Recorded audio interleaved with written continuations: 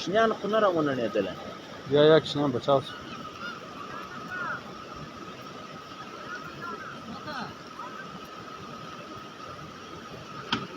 بل دور چې پخېږي.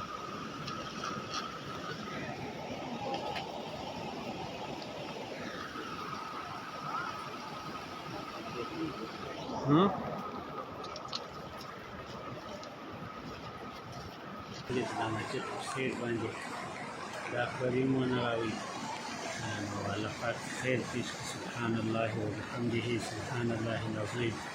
الله پاک موږ د عذابه څخه وساتي. الله پاک موږ د قسم عذاب وساتي.